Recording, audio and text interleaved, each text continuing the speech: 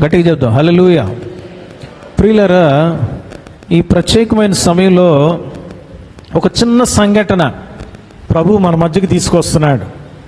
ఈ సంఘటన ద్వారా ప్రభు మనతో ఏం మాట్లాడుతున్నాడో, ఏం పరిశీలన చేసుకోమని తెలియజేస్తున్నాడో గమనిస్తాం. చూడండి, లూకాసు సువార్త 7వ అధ్యాయం, లూకాసు సువార్త 7వ అధ్యాయం 11వ వచనం నుంచి గమనిస్తే, యేసు ప్రభువారు నాయీన్ అనేటువంటి ఒక ఊరికి వెళ్తూ ఉన్నాడు. ఆయనతో పాటు ఎవరెవరు ఉన్నారండి? శిష్యులు ఉన్నారు, బహుజన సమూహం కూడా ఉంది, అనేక మంది జనులు కూడా ఉన్నారు. ఆయనతో కూడా వెళ్తున్నారు, ఆయనతో ప్రయాణంలో ఉన్నారు, ఆయనను వెంబడిస్తున్నారు, ఆయనను అనుసరిస్తున్నారు. శిష్యులున్నారు, జనసమూహం ఉన్నారు. యేసయ్యతో ఉన్నటువంటి అనుభవం. ఈ రోజున ఇక్కడ కూర్చున్నటువంటి నీవు నేను మనందరం కూడా యేసయ్యను నమ్మిన వారం, ఆయన శిష్యులుగా ఉన్నవారం, ఆయనతో కలిసి ప్రయాణం చేస్తున్నటువంటి వారం. కనుక అక్కడ ఉన్నటువంటి ఆ గుంపు నీకు నాకు సాదృశ్యంగా ఉన్నది.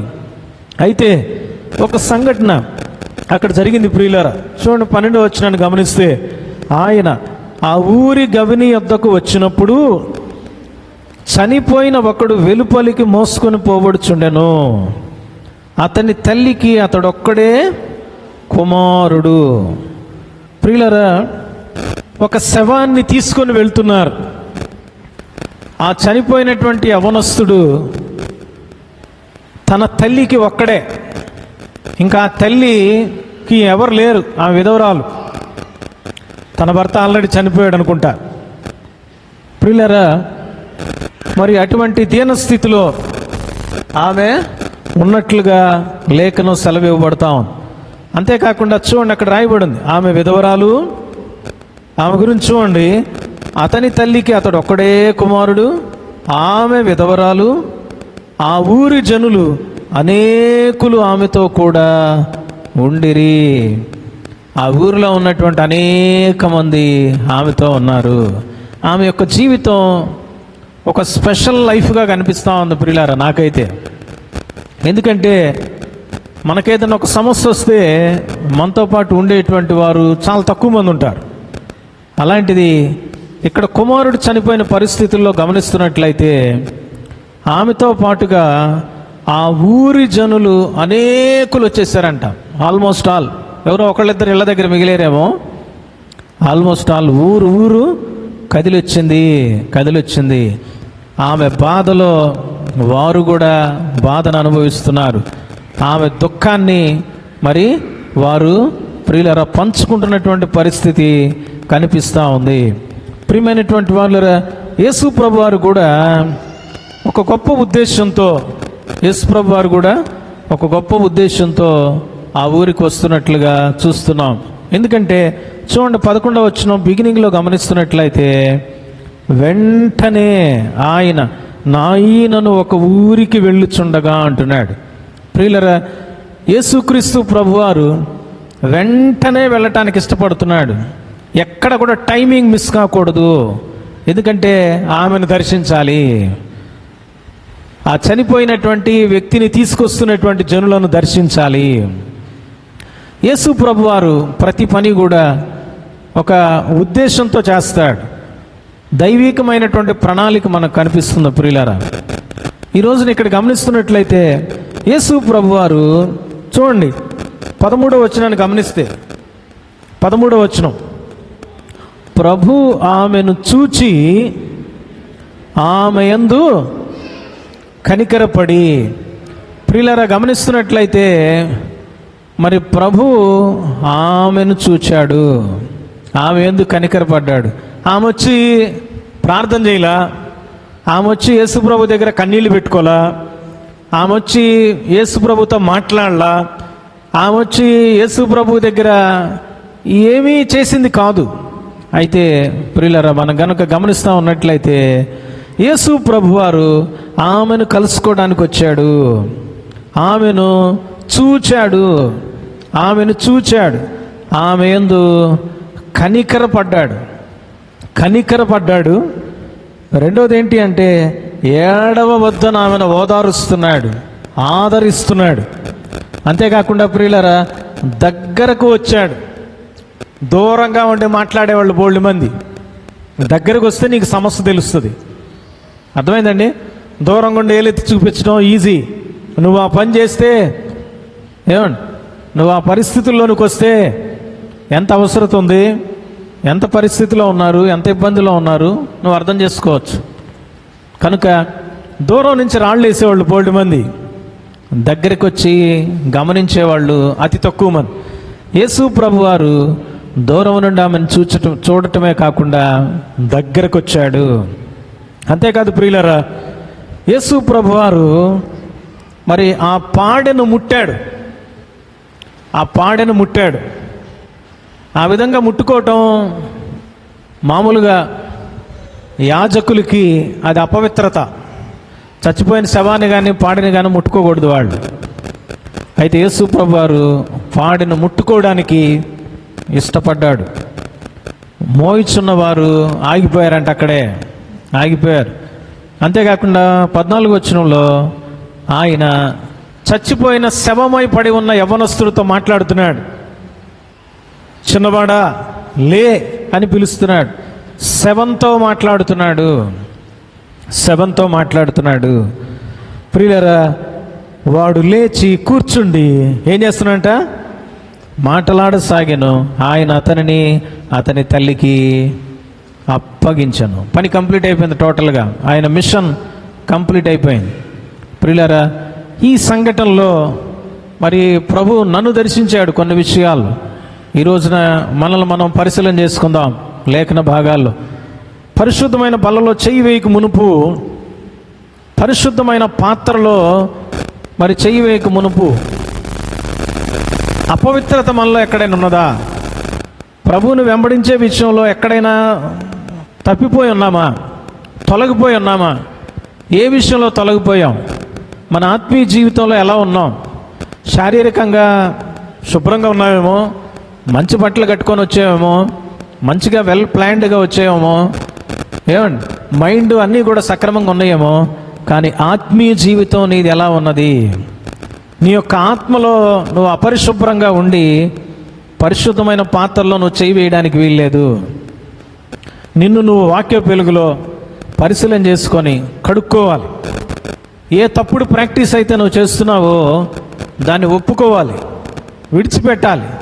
కీర్తనలో ఒక చోట రాయబడి ఉంది, అతిక్రమములను దాచిపెట్టువాడు వర్ధిల్లడు, వాటిని ఒప్పుకొని విడిచిపెట్టేవాడు కనికరం అందును అని రాయకంలో రాయబడి ఉంది. కనుక ఈ ఉదయకాల సమయంలో ప్రియులారా, పరిశుద్ధమైన బల్లలో చేయి వేయక మునుపు ఇక్కడ చూడండి 13వ వాక్యం, 13వ వాక్యాన్ని గమనిస్తే లూకాసు వార్త 7వ అధ్యాయం, ప్రభువు ఆమెను చూచి, ప్రభు ఆమెను చూచాడు.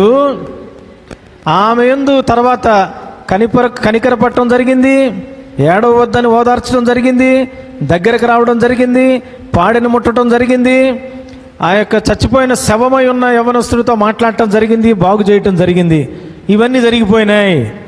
అయితే నన్ను కదిలించినటువంటి విషయం ఏమిటి అన్నట్లయితే, యేసు ప్రభువారు వెంటనే ఆ ఊరికి రావడమే కాకుండా తనకు ఎదురైనటువంటి ఆ శవాన్ని దర్శించడమే కాకుండా చనిపోయిన అబ్బాయి యొక్క తల్లిని గమనిస్తున్నాడు. చూడండి 13వ వచనంలో, ప్రభువు అనగా యేసు ప్రభు ఆమెను చూస్తున్నాడు.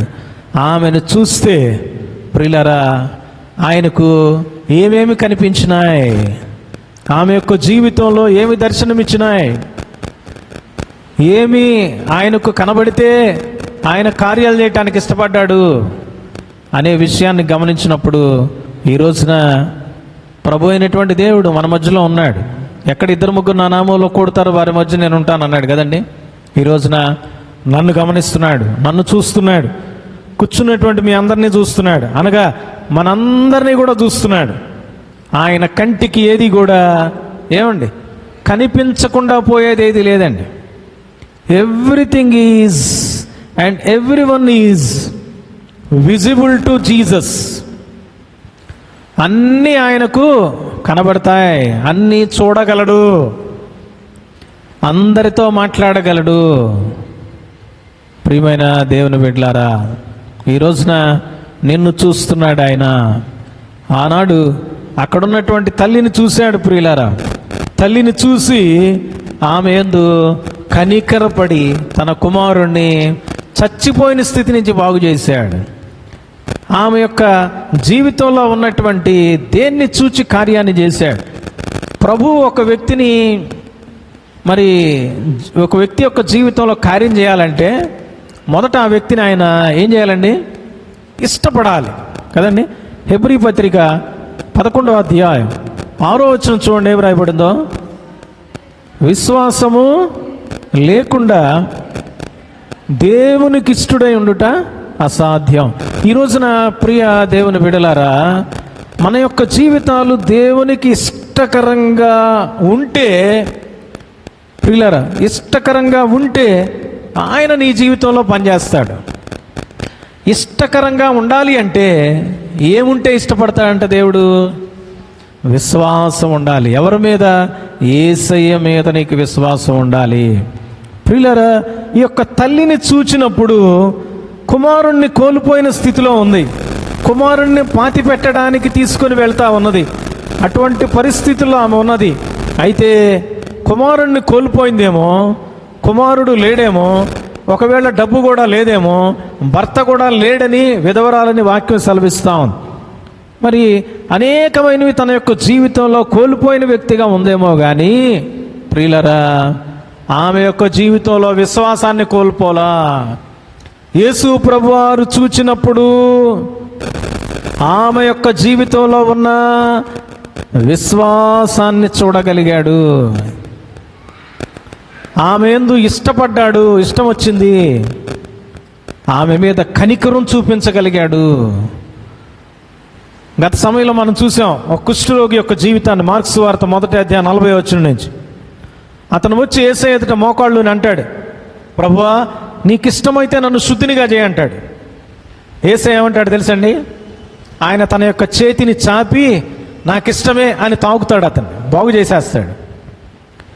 ప్రియమైన వాళ్ళరా, ఇక్కడ గమనిస్తున్నట్లయితే యేసు ప్రభువారు ఒక వ్యక్తిని గమనించినప్పుడు మన యొక్క జీవితంలో మనం ఎదుటి వ్యక్తిని చూస్తుంటే, నేను మిమ్మల్ని చూస్తున్నా, మీరు నన్ను చూస్తున్నా, ఏం చూస్తారండి?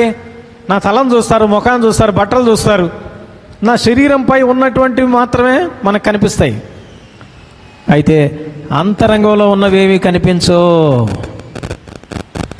లోపల పరిస్థితి ఎలా ఉందో తెలీదు. నీ మనస్సు, నీ హృదయం, నీ ఆలోచన, నీ తలంపు, నీ మెదడులో మెదిలేటువంటివి అన్నీ కూడా ప్రభువుకు తెలుసు. మనుష్యులు పై రూపమును లక్ష్య పెట్టుదురు గాని యెహోవా హృదయములను లక్ష్య పెట్టేటువంటి దేవుడై ఉన్నాడు. ఆయన చూడగా అంతరంగం కూడా కనిపిస్తుంది. ఆయన ఎదుట ఏది నువ్వు దాచిపెట్టలేవని వాక్యం సెలవిస్తూ ఉంది. ఆయన చూస్తున్నప్పుడు నీ యొక్క జీవితంలో విశ్వాసం ఆయనపై ఉన్నది అని ఆయన తెలుసుకోగలుగుతున్నాడా? మనందరం కూడా పాస్టర్ గారికో, తోటి విశ్వాసుకో, భర్తకో, భార్యకో, పిల్లలకో, చుట్టుపక్కల ఉన్న వాళ్ళకో మనం విశ్వాసులం అని చూపించడానికి ప్రయత్నం చేస్తూ ఉంటాం. మనం చేసే ప్రార్థన, మనం చేసే పను, మనం మాట్లాడే తీరు, వీటిని బట్టి ఏమంటాం తెలుసండి? మనం మన లోపల ఉన్నటువంటి విశ్వాసాన్ని చూపించడానికి ప్రయత్నం చేస్తాం మన కార్యాల ద్వారా. లోపల ఎలా ఉన్నప్పటికీ కూడా పైకి నటించే పరిస్థితులు చాలామందికి ఉంటాయి. అయితే యేసయ్య ముందు నువ్వెంత నటించినా కుదరదు. నువ్వెంత పెద్దగా అరిచి ప్రార్థన చేసినా, ఏడ్చి గంతులు వేసినా, నీ అంతరంగం ఎలా ఉందో ప్రభువుకు తెలుసు. ఎవరు దాచిపెట్టలేరు. ప్రియులరా, నేను నా పాపమును మరి దాచిపెట్టునందుకున్నాను అంటున్నాడు దావీదు. దాచిపెడదాం అనుకున్నాడంట, దాచిపెట్టలేకపోయాడు. ప్రియులారా, కనుక ఈ రోజున ప్రభువారు నిన్ను చూస్తున్నప్పుడు నీ యొక్క జీవితంలో, నీ అంతరంగంలో, నీ కణకణాల్లో, నీ రక్తంలో, నీ అంతరంగ భాగాల్లో యేసయ్య మీద విశ్వాసం ఉన్నదా? పెరుగుతున్నదా? యేసయ్య మీద ఆనుకొని ఉన్నటువంటి అనుభవంలో నీవు ఉన్నావా? విశ్వాసాన్ని పెంచుకుంటున్నావా?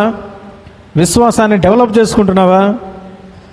ఏమండి, దూషణ మాటలు పెంచుకుంటున్నావేమో, కండబలం గుండె బలాన్ని పెంచుకుంటున్నావేమో, డబ్బుల్ని పెంచుకుంటున్నావేమో, వ్యాపారాలను పెంచుకుంటున్నావేమో. ఏమండి, నీ చుట్టూ ఉండేటువంటి నీ యొక్క రాజ్యాన్ని ఎంతగానో స్థిరపరచుకుంటున్నావేమో. నాకేం ఇబ్బంది లేదు అనుకుంటున్నావేమో. ఒక వ్యక్తి అంటున్నాడంట, యేసయ్య తెలియపరుస్తాడు, ఒకడు సర్వలోకమును సంపాదించుకొని ఏమండి తన ప్రాణంతో మాట్లాడుతున్నాడంట, నా ప్రాణమా తినుము త్రాగుము సుఖించుము అని అంటున్నాడు. ఏమండి, అన్నీ సంపాదించేసుకున్నా, నాకు ఇబ్బంది లేదు, 2-3 తరాల వరకు ఇబ్బంది లేదు, అంత డబ్బు ఉంది నా దగ్గర. డబ్బు మీద డిపెండ్ అవుతున్నాడు, దేవుని మీద కాదు. తన వ్యాపారం మీద డిపెండ్ అవుతున్నాడు, దేవుని మీద కాదు. అయితే ప్రియులారా, తన కుమారుని కోల్పోయి ఉందేమో, దీనస్థితిలో ఉందేమో, కన్నీటి వ్యధతో ఉందేమో, ఒంటరి బ్రతుకు అయిపోయానే అని బాధపడుతుందేమో. కానీ యేసు ప్రభువారు ఆమెను చూస్తున్నాడు. ఆమెను చూస్తున్నప్పుడు ఆమె మీద కనికరపడగలిగాడు. కారణం ఏంటో తెలుసా? ఆమెలో ఉన్న విశ్వాసం ఆయనకు దర్శనమిచ్చింది.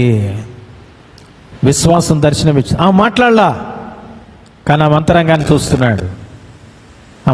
చూస్తున్నాడు. ప్రియులారా, మనందరికీ తెలుసు యోహాను సువార్త 5వ అధ్యాయంలో చూడండి. యోహాను సువార్త 5వ అధ్యాయం, యోహాను సువార్త 5వ అధ్యాయం 6వ వచనం లేదా 5 నుంచి చదువుదాం. 5:5 అక్కడ 38 ఏండ్ల నుండి వ్యాధి గల ఒక మనుషుడు ఉండేను. ఎన్ని సంవత్సరాలు అంటమ్మా? 38 సంవత్సరాలు. 6వ వచనం, యేసు వాడు పడి ఉండుట చూచి, వాడప్పటికీ బహుకాలము నుండి ఆ స్థితిలో ఉన్నాడని ఎరిగి, స్వస్థపడగోరుచున్నావా అని వానిని అడుగగా. 8వ వచనం, యేసు నీవు లేచి నీ పరుపెత్తుగా నడుమని వానితో చెప్పగా, వెంటనే వాడు స్వస్థత నొంది తన పరుపెత్తుకొని నడిచాను. ఆ స్థితిలో ఉన్నాడని, బహుకాలం నుండి ఉన్నాడని యేసయ్య ఎరిగాడంట. ఎందుకంటే ఆయన అన్ని ఎరిగిన దేవుడు. ఇక్కడున్నటువంటి తల్లి యొక్క జీవితాన్ని కూడా ఎరిగిన దేవుడు. ఆమె యొక్క విశ్వాసాన్ని ఎరిగినటువంటి దేవుడుగా కనిపిస్తున్నాడు. అందుకనే ఆమె మీద కనికరపడ్డాడు. ప్రియులారా, మత్తయి సువార్త 6వ అధ్యాయంలో మనందరికీ తెలుసు, మన తండ్రి యొక్క క్యారెక్టర్ ఎలాంటిదో తెలుసా? తన బిడ్డలంట అడుగక మునిపే అక్కరగా ఉన్నవేమో ఆయనకు తెలుసంట, ఏం అడగట్లా. అయితే ప్రియులరా, ఆమె యొక్క పరిస్థితి గుర్తెరిగాడు. ఆమెలో ఉన్న విశ్వాసాన్ని చూచాడు, కదిలించబడ్డాడు. ఇదే లూకాసు వార్త 7వ అధ్యాయంలో చూడండి, కొద్దిగా పైన మనం గమనిస్తే, మరి శతాధిపతి తన దాసుని విషయమై పెద్దలను పంపిస్తే యేసయ్య బయలుదేరి వస్తున్నాడు వాళ్ళ ఇంటికి. కానీ ఆ ఊరికి వచ్చినప్పుడు యేసయ్యను రావద్దని చెప్పాడు ఆయన. యేసయ్య రావడానికి కానీ నేను ఆయన దగ్గరికి పోవడానికి కానీ పాత్రుని కాదు, ఆయన మాట మాత్రం సెలవిస్తే చాలని చెప్పాడు. నా దాసుడు బాగైపోతాడు అన్నాడు. ఆ మాటలు విన్న యేసు ప్రభు వారు ఏమంటాడు తెలుసా? ఇశ్రాయేల్లోనైనను ఇంత గొప్ప విశ్వాసమును నేను చూడలేదన్నాడు. ఆ వ్యక్తి యొక్క విశ్వాసాన్ని ప్రభు ప్రశంసిస్తున్నాడు. ప్రియ దేవుని బిడ్డలారా, ఈ రోజున నిన్ను దేవుడు చూచినప్పుడు నీలో ఆయనపై విశ్వాసాన్ని కొంతైనా కనుగొనగలడా? డబ్బు మీద విశ్వాసం ఉంది, ఏమండి, వ్యాపారం మీద విశ్వాసం ఉంది, ఉద్యోగం మీద విశ్వాసం ఉంది, నీ మీద నీకు విశ్వాసం ఉంది, నీ టాలెంట్ మీద విశ్వాసం ఉంది. యేసయ్య మీద నీకెంత విశ్వాసం ఉంది? ఉందని నువ్వు చెప్తున్నావు, కానీ యేసయ్య కనిపిస్తుందా? యేసయ్య చూస్తే, ఎస్ ప్రభువా నా దగ్గర ఉందయ్యా నీకు తెలుసు అని ధైర్యంగా నువ్వు చెప్పగలవా? ప్రియులారా, ఈ యొక్క స్త్రీ విధవరాలు చెప్పగలదు. కారణం ఏంటంటే యేసయ్య అంతటి యేసయ్య గుర్తించాడు, ఆమె విశ్వాసాన్ని గుర్తించాడు. యేసయ్య చూడగా ఆమెలో విశ్వాసం ఆయన కనపడింది. తట్టుకోలేకపోయాడు. అందుకనే ఆమె కోసం దూరం నుంచి వెంటనే బయలుదేరి అక్కడికి వచ్చేస్తున్నాడు. ప్రియులారా, వెంటనే కార్యం చేయటానికి ప్రభు ఇష్టపడతాడు. ఎప్పుడో తెలుసా? ఏమండి, తప్పక ఫలం దయచేస్తాడంట. విశ్వాసం నీకు నాకు ఆయన మీద ఉంటే. రెండవ ప్రాముఖ్యమైన విషయం చూడండి ప్రియులారా, 13వ వచనం. ప్రభు ఆమెను చూచాడు. ఆమెను చూచినప్పుడు ప్రియులారా, ఆమె యొక్క అవసరత ఆయనకు అర్థమైంది. ప్రియులారా, ఆమె యొక్క అవసరత ఆయనకు అర్థమైంది. ఇందాక చూసాం కదా, మనం అడుగక మునిపే మన అక్కరలు ఎరిగినటువంటి దేవుడుగా కనిపిస్తున్నాడు. మన అవసరతలు చాలా సందర్భాల్లో ఇతరులకు చెప్పుకోలేం, చెప్పినా కానీ కొంతమంది తీర్చలేరు. అటువంటి పరిస్థితిలో ప్రియులారా, నీ యొక్క అయితే ఒక సందర్భంలో పేతురు యోహాన్లు ఆ మందిరానికి వెళుతున్నటువంటి సమయంలో వాళ్ళ వైపు మరి ఈ యొక్క భిక్షగాడు చూశాడు. అప్పుడు ఏమన్నాడు తెలుసండి? చేతులు చాచినప్పుడు వాళ్ళు ఏమన్నారో తెలుసా? వెండి బంగారాలు మా దగ్గర లేవు, మాకు కలిగినదే నీకు ఇచ్చుచున్నా.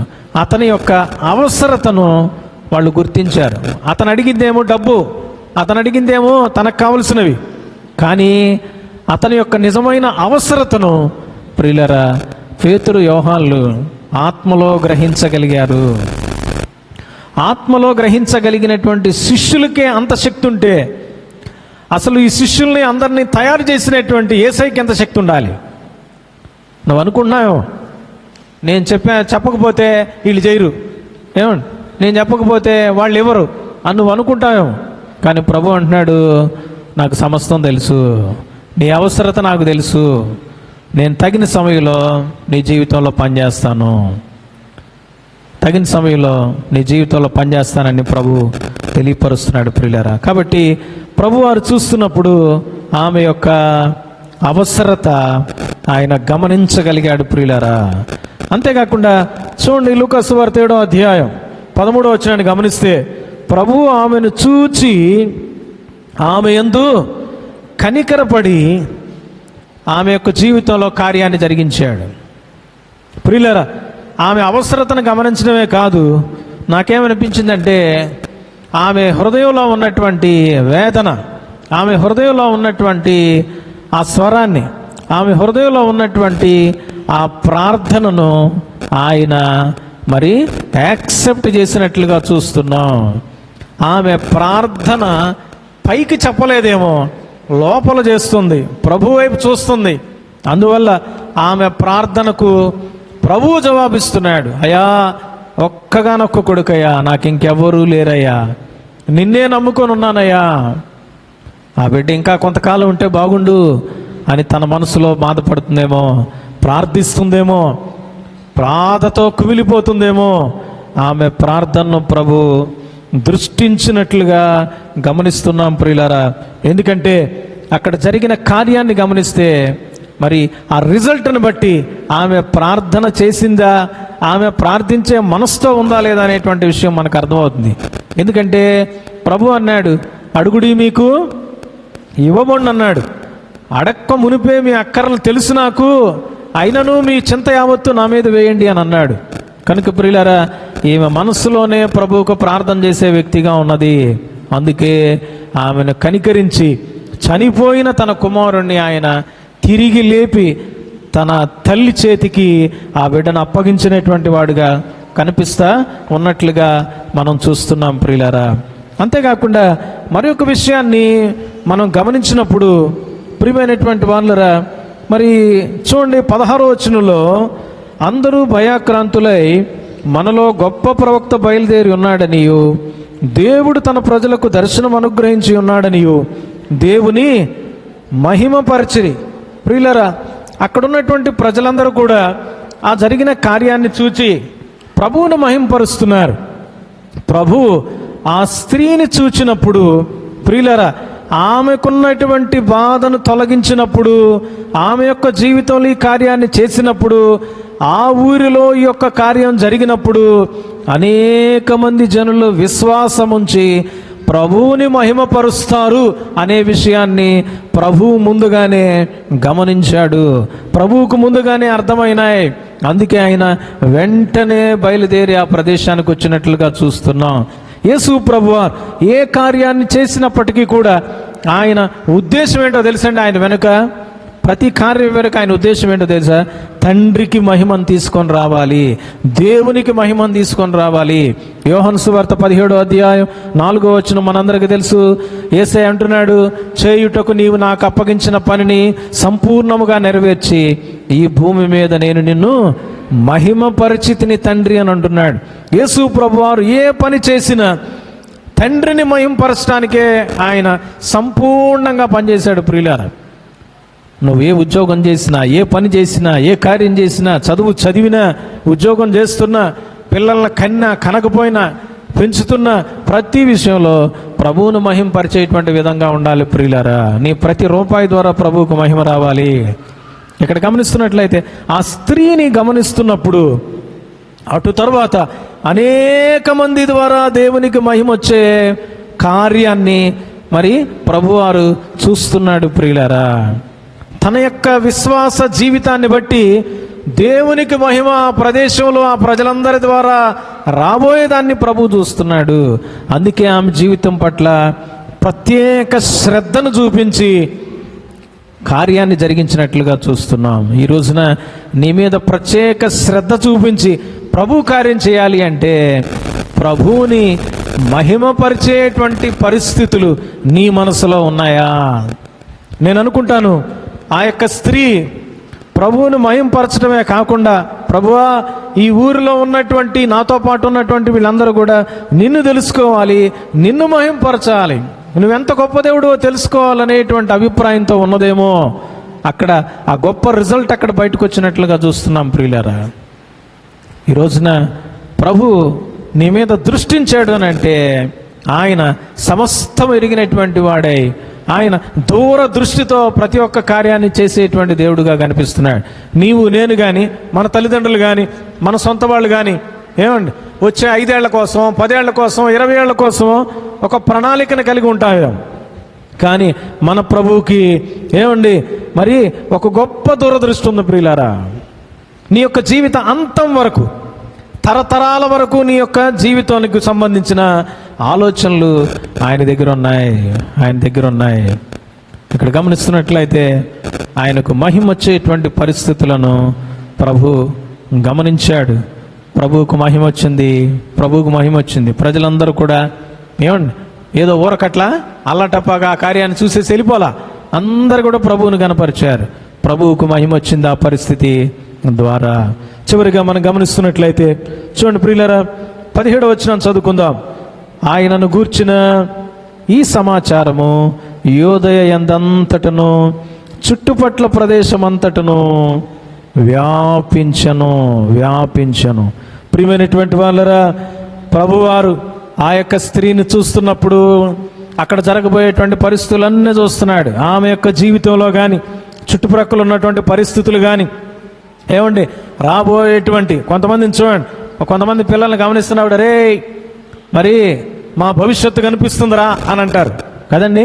ఆ పిల్లల యొక్క ప్రవర్తన బట్టి, వాళ్ళు మంచి బిడ్డలు అనుకోండి, అరే మాకు మంచి భవిష్యత్తు ఉందని అర్థమవుతుంది. అంటే నువ్వు పెరిగి పెద్దోడివై నువ్వెంత సంపాదించినా తల్లిదండ్రుల్ని, కుటుంబస్తుల్ని నువ్వు ప్రేమిస్తూ దగ్గర తీసుకుంటావు. కొంతమంది పిల్లల యొక్క యుక్తిని బట్టి, వాళ్ళ యొక్క ఏమండి ఆ టాక్టిక్స్ని బట్టి ప్రియులరా తల్లిదండ్రులు అంటుంటారు, ఏమంటారు తెలుసా, అరే మా భవిష్యత్తు మేము ఇప్పుడే చూస్తున్నావురా, మా భవిష్యత్తుని ఇప్పుడే చూస్తున్నాం అంటారు. ప్రియులరా, ఇక్కడ ఈ స్త్రీని చూస్తున్నప్పుడు ప్రియమైనటువంటి వాళ్ళరా, ఆమె యొక్క విశ్వాస జీవితం ద్వారా, ఆమె యొక్క జీవితంలో కార్యం జరగడం ద్వారా ప్రభువుకు మహిమ వస్తుందని, అనేక మందికి ఆయన గూర్చినటువంటి వార్త వ్యాపింపజేయబడుతుందని, విస్తరింపబడుతుందని ప్రభు ముందుగానే గమనిస్తున్నాడు. ఏమండి, ప్రభు కోసమైనటువంటి ఒక గొప్ప పాత్రగా నీ జీవితాన్ని పెట్టుకోవడానికి ఇష్టపడుతున్నావా?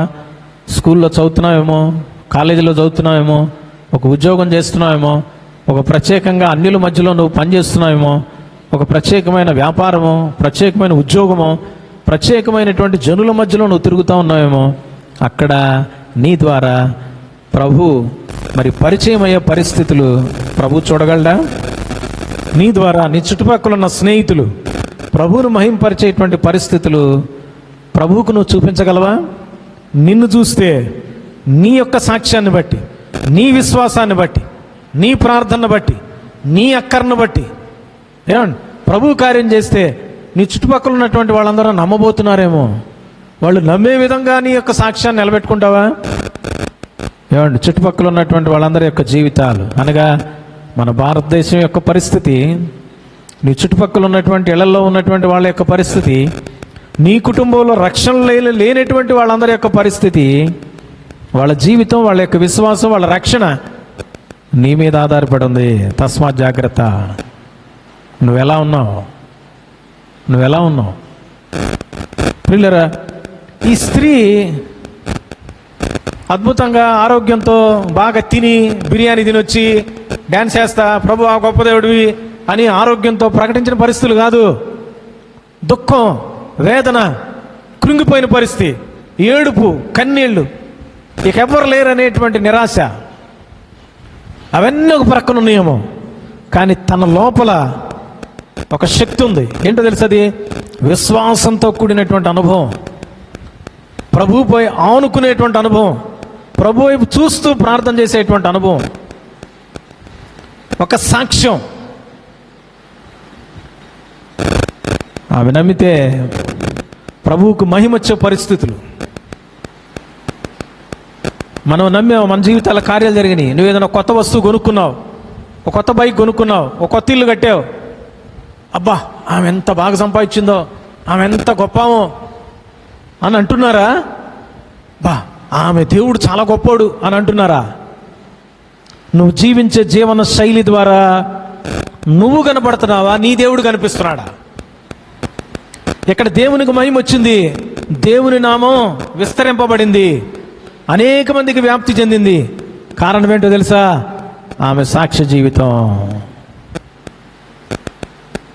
అన్నీ బాగున్నప్పుడే కాదు, అన్నీ నువ్వు కోల్పోయే పరిస్థితుల్లో కూడా, ఆరోగ్యం క్షీణించిన పరిస్థితుల్లో కూడా, ఒకవేళ అందరినీ మీద నిందలు వేసే పరిస్థితుల్లో కూడా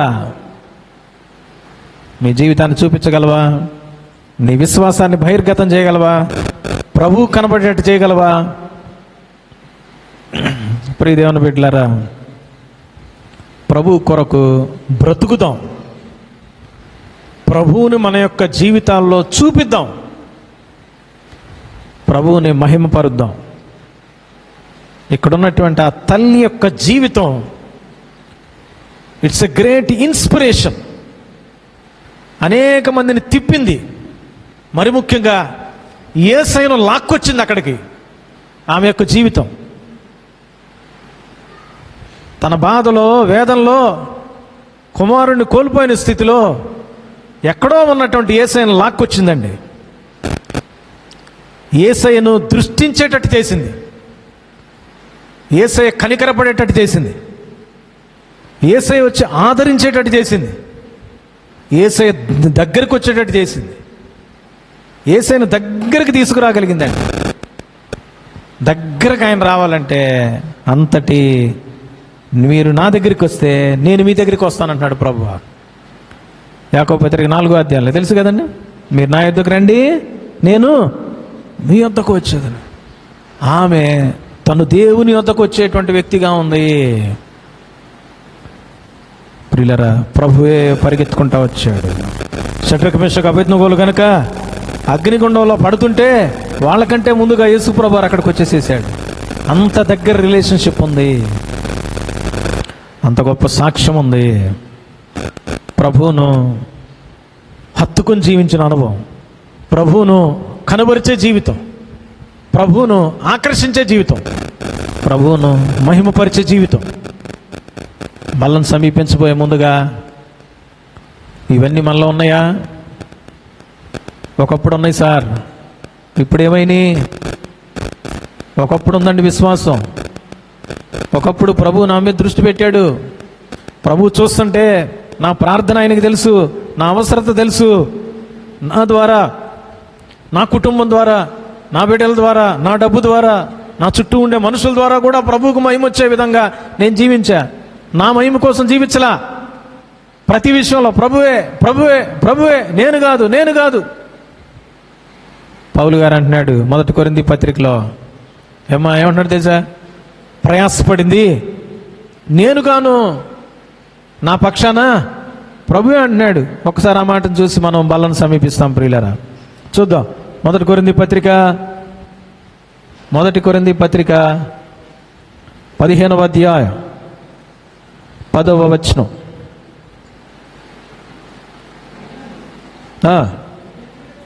అయినను నేనేమై ఉన్నానో అది దేవుని కృప వల్లనే అయిన ఉన్నాను, మరియు నాకు అనుగ్రహింపబడిన ఆయన కృప నిష్ఫలము కాలేదు, కానీ వారందరికంటే ఎక్కువగా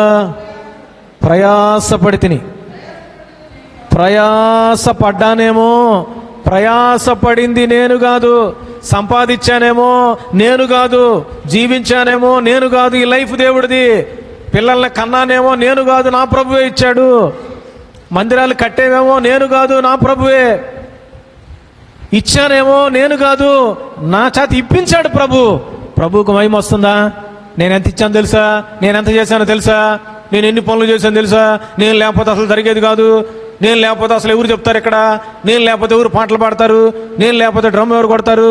నేను డబ్బులు ఇవ్వకపోతే మందిరంలో ఏమైనా జరుగుతాయా?